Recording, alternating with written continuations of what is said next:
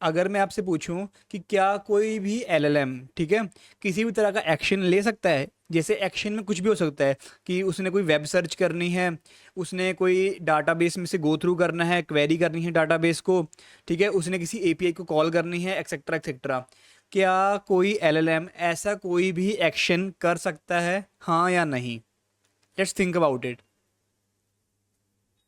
अगर आपका आंसर था कि हाँ, एलएलएम ये एक्शन ले सकते हैं, तो सॉरी टू से ये गलत आंसर है। एलएलएम्स कोई भी एक्शन नहीं ले सकते, लिटरली।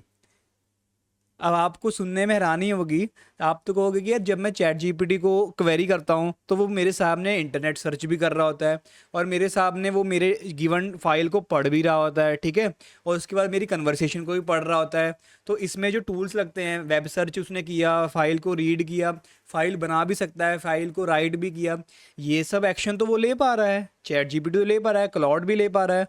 पर फिर आप कह रहे हो कि एलएलएम एक्शन नहीं ले सकते। तो यही है वो सबसे बड़ी कन्फ्यूज़न, जहाँ पर आके ज़्यादातर लोग कंफ्यूज होते हैं कि एलएलएम्स और एआई एजेंट्स में फ़र्क क्या है, ठीक है। तो लेट्स स्टार्ट द वीडियो। सी, जितने भी एलएलएम्स हैं ना, वो टोकन्स प्रोड्यूस करते हैं बेसिकली, ठीक है। जो भी उनका अंदर का मैकेनिज्म है, सेल्फ अटेंशन हो गया या कोई भी आर्किटेक्चर हो गया, ठीक है, ट्रांसफॉर्मर आर्किटेक्चर हो गया या फिर माम्बा एक्सेट्रा आर्किटेक्चर हो गया, जितने भी एलएलएम्स है ना, वो सिर्फ और सिर्फ टोकन्स प्रोड्यूस कर सकते हैं। बेसिकली ऐसा समझ लो कि कुछ वर्ड्स प्रोड्यूस कर सकते हैं, ठीक है। अब जैसे उसने प्रोड्यूस कर दी W1, W2, W3, W4, W5, पर इसके बेस पे कोई एक्शन नहीं ले सकते। बेसिकली आप अगर एलएलएम को कहो ना कि यार एक मेरे लिए कमांड रन कर दे, चैट जीपीटी को हो तो वो कर देगा, ठीक है, पर वहाँ पे चैट जीपीटी का जो अंदर एलएलएम है ना, वो कमांड रन नहीं कर रहा है। ये सबसे बड़ी कन्फ्यूज़न है। एक एलएलएम टोकन जनरेशन के अलावा कोई काम नहीं कर सकता। तो फिर आप कहोगे फिर ये जितने इंटेलिजेंट मॉडल्स हैं जैसे चैट जीपीटी, क्लॉड, ये सब एक्शंस कैसे लेते हैं? तो action, this is how they take action. तो यहीं पर आता है कि रीजनिंग कैसे करते हैं वो, ठीक है। और अगर आप इसको प्रोग्राम पाइथन लेवल पे लेके जाओ या फिर language level, coding language level पे लेके जाओ, तो ये सब चीज़ें चलती कैसी हैं, लेट मी शो यू, ठीक है। आपने कोई क्वेरी लिखी कि आपने कहा कि यार हे जीपीटी,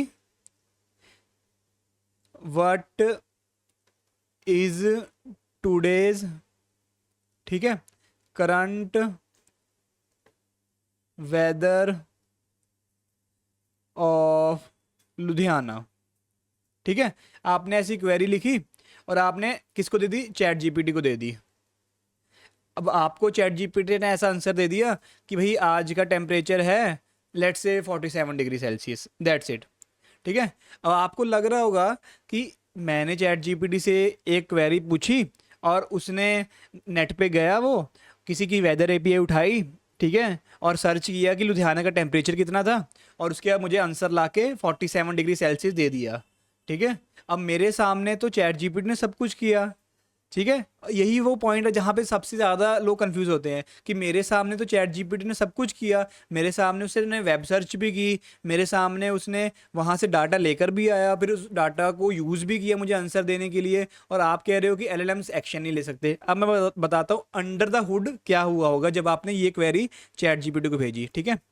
आपने ये भेजी चैट जीपीटी को, ठीक है। सबसे पहले उसने सोचा होगा कि अच्छा, तो यहाँ पर उसने लिखा होगा कि the user is asking me, ऐसा कुछ लिखा होगा, ठीक है। The user is asking me to tell the current weather of Ludhiana, ये होगा उसका पहला थॉट, जो उसका इंटरनल हुआ होगा शुरू, ठीक है।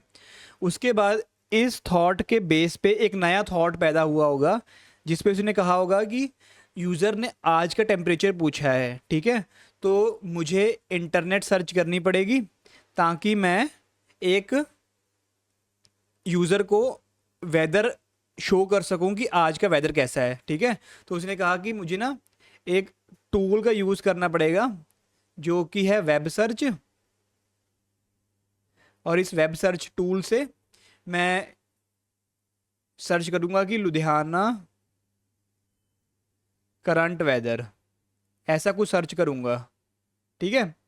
अब आपको वहाँ पे अगर आप उसका थिंकिंग वाला पार्ट पढ़ोगे तो आपको लगेगा कि चैट जीपीटी ने इस टूल को कॉल की है, पर ऐसा पॉसिबल ही नहीं है। आप सोच के देखो कि जो एलएलएम है ना, वो टोकन जनरेट कर पाता है, वो किसी को वो सिर्फ ये बता सकता है कि ऐसा कर लो, पर वो ऐसा कर नहीं सकता। वो सिर्फ ये बता सकता है कि यार मैं इंटरनेट पे जाऊंगा, उसके बाद ये सर्च करूंगा, उसके बाद वहां से जो आंसर आएगा उसको यूजर को शो कर दूंगा। वो तुम्हें बता सकता है टेक्स्ट की फॉर्म में, क्योंकि सिर्फ वो वही जनरेट कर सकता है। पर अगर आप उसे कहोगी यार तू जाके मेरे बिहाफ पे जाके इंटरनेट रिसर्च करके आना, तो वो नहीं कर पाएगा। तो फिर आप कहोगे कि यार चैट जीपीटी तो कर पा रहा है ये सब चीज़ें, तो लेट्स सी कि हाउ वो कैसे कर पाता है। इसके बाद पता थर्ड स्टेप यहाँ पे क्या होगा, जो आपका पाइथन लूप होगा ना अंडर द हुड, आपने कुछ भी यूज़ किया, जैसे आपने सपोज यूज़ किया लैंग चेन यूज़ किया होगा, ठीक है।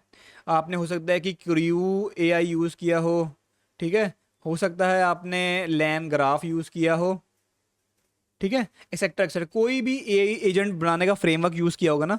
तो होगा क्या, ये वाला जो पार्ट होता है ना, ये वाला, जब आप एलएलएम को कह रहे हो कि जब तुझे किसी टूल की ज़रूरत पड़े तो मुझे बताना, यहाँ पे आप एलएलएम को एक्सप्लिसिटली कहते हो। क्या कहते हो कि भाई जब भी तेरे को किसी टूल की ज़रूरत पड़े ना, तू मेरे को जेसन फॉर्मेट में बता देना कि तेरे को कौन सा टूल की ज़रूरत है, ठीक है, और तू उसका यूज़ कैसे करेगा, ठीक है। ये एलएलएम बताएगा आपको। अच्छा, ये जेसन क्या है, जेसन है टेक्स्ट।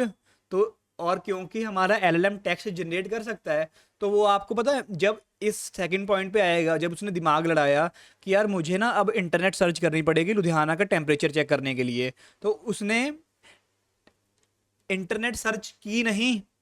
इंटरनेट सर्च उसका कर नहीं सकता है वो। सिर्फ उसने क्या किया कि एक जेसन फॉर्मेट में ये लिख दिया कि मुझे एक टूल की ज़रूरत है जिसका नाम है वेब सर्च, और उस पे मैं ये वाली चीज़ सर्च करूँगा, दैट्स इट, बस। इसके बाद एलएलएम का यहाँ पर काम ख़त्म हो जाता है। उसके बाद जो हमारा ये फ्रेमवर्क्स होते हैं ना, ये वाले लैंगचेन हो गया, क्रू एआई, लैंग्राफ, ये उठाते हैं इस जेसन फाइल को। ये जो जेसन फाइल है ना, इसको ये उठाते हैं और इसको ये पढ़ते हैं, रीड द इंटरमीडिएट जेसन, ठीक है। इस जेसन फाइल को ये पढ़ते हैं, और हमारी जो पाइथन लूप होती है वो क्या करती है, एक तो यहाँ से ये पढ़ेगी कि अच्छा मुझे ये वाले टूल को यूज़ करना है और ये वाली चीज़ को सर्च करना है। तो उसने सपोज जैसे हमने फंक्शन लिखा होगा यहाँ पे किसी का, यहाँ पे एक वेब सर्च नाम का एक फंक्शन होगा अंडर द हुड। आपकी जो पाइथन कोड है ना, वो क्या करेगा, इस टूल को कॉल करेगा, ठीक है। ये वेब सर्च वाले टूल का यूज़ करेगा, और यहाँ पे सर्च कर देगा कि लुधियाना करंट टेम्परेचर, ऐसा कुछ सर्च कर देगा, ठीक है। और ये क्योंकि एक फंक्शन की कॉल थी, तो ये कुछ आउटपुट आपको ला के देगी। आउटपुट ला के दिया इसने कुछ। अब पता क्या होगा, ये वाला जो आपके पास आपने, हमारा एलएलएम कहाँ है, ये जब ये सब हो रहा है तो हमारा एलएलएम क्या कर रहा है, एलएलएम चुपचाप बैठा है, वो कुछ नहीं कर रहा है, ठीक है। ये सब हुआ, जब एंड में उसके पास आउटपुट आ जाएगा तो हम क्या करेंगे, ये आउटपुट वापस जाके एलएलएम को दे देंगे यहाँ इस वाले स्टेप में, ठीक है, समझ गए। उसके बाद फोर्थ स्टेप होगा, फिर एलएलएम देखेगा कि एलएलएम ने देखा मेरे पास रिक्वायर्ड वेदर डाटा आ गया है, ठीक है। जब ये पूरा थर्ड वाला स्टेप हो रहा था, ये वाला जिसमें हम एक टूल को कॉल कर रहे हैं, उसमें हमारा एलएलएम कुछ नहीं करता है, ठीक है। पर आप कहोगे यार जब मैं चैट जीपीटी यूज़ कर रहा हूँ वहाँ पर तो मुझे कभी ऐसा फील नहीं होता कि मेरा एलएलएम रुक चुका है। वहाँ पर इसलिए फील नहीं होता क्योंकि ये जो सारा प्रोसेस है ना, ये इतना फास्ट हो रहा होता है कि आपको ये फील ही नहीं होता कि एलएलएम ने टोकन जनरेशन स्टॉप कर दिया है और अभी पाइथन की एक लूप चल रही है वहाँ पे। आपको ये फील ही नहीं होता क्योंकि ये मिली सेकेंड और माइक्रो सेकेंड्स में हो रहा होता है, ठीक है। और उसके बाद ये पाइथन के लूप चला और फिर से ये वाला जो डाटा था ये किसके पास चला गया, ये एलएलएम के पास चला गया कि भाई, फिर हमने ये डाटा एलएलएम को दिया और उससे कहा कि एलएलएम भाई, जो तुमने टूल कहा था ना कि ये वाला टूल यूज़ करके ये वाली चीज़ को सर्च करके मुझे डाटा ला के दो, ये लो तुम्हारा डाटा, ये रहा। और मैंने उसे एलएलएम को दे दिया जो उसने आउटपुट मांगा था। फिर एलएलएम ने देखा कि यार मेरे पास जो रिक्वायर्ड डाटा था अब वो आ गया है, अब इसका यूज़ करके